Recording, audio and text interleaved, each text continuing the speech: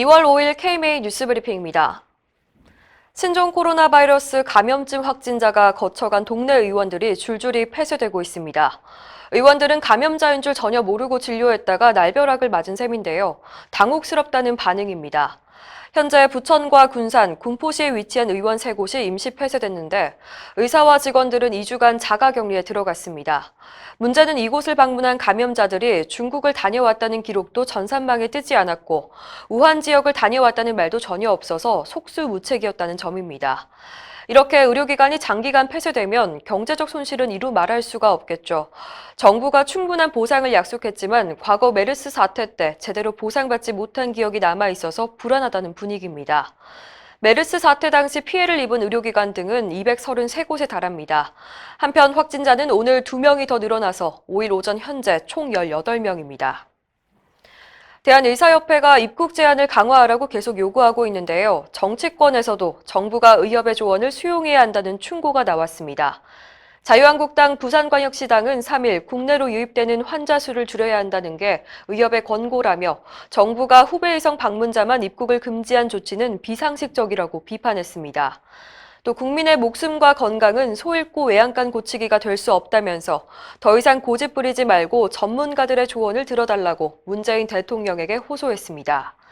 한편 더불어민주당과 최대집 의협회장 등 의료계 대표들은 오늘 오전 간담회를 갖고 신종 코로나 바이러스 방역 대책을 논의했습니다. 간담회 결과는 따로 자세히 전해드리겠습니다. 우리나라는 메르스 사태라는 큰 시련을 겪었는데요. 당시의 교훈을 잊어버렸다는 지적이 나오고 있습니다.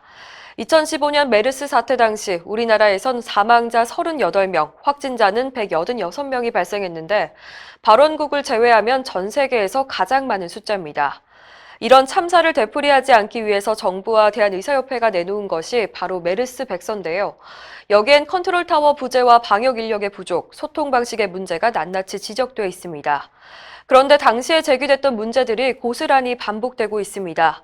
초동 대처가 늦었다는 비판을 받고 있고 역학조사관은 여전히 부족합니다. 불안감만 키운 대국민 소통 방식도 당시와 판박입니다. 컨트롤타워를 질병관리본부로 단일화해야 한다고 의료계가 주장해 왔는데요. 이번에도 보건복지부와 둘로 나뉘어진 상태입니다. 신종 코로나 바이러스 감염증 검사 기관이 크게 늘어납니다. 현재는 질병관리본부 시도환경보건원에서만 검사를 하는데요. 7일부터는 전국 50여 개 병원에서도 가능합니다. 검사 시간도 크게 줄어듭니다.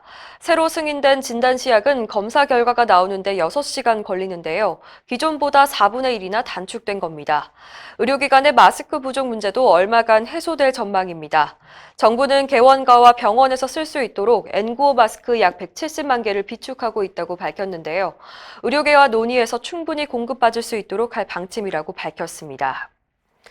이달 말부터 환자 보호자의 대리 처방이 허용되는데요. 구체적인 지침이 없어서 혼란이 우려됩니다. 28일부터 의식이 없거나 거동이 불편하고 같은 질병으로 장기 처방을 받는 경우엔 환자 본인이 아닌 사람도 처방전을 받을 수가 있습니다. 하지만 환자가 정말 거동이 불편한지 확인하기가 어렵고 보호자가 다른 약물을 추가로 처방해달라고 요구하는 상황도 예상됩니다. 특히 대리 처방은 본인 부담금을 50%만 내도 된다는 점을 악용할 수도 있습니다.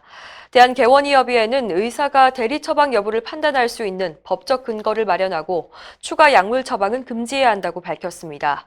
또 보호자 상담 수가를 신설해서 대리 처방을 진료비 할인 제도로 악용하지 못하도록 해야 한다고 지적했습니다. 이상으로 뉴스브리핑을 마칩니다. 자세한 사항은 의협신문을 참고하시길 바랍니다.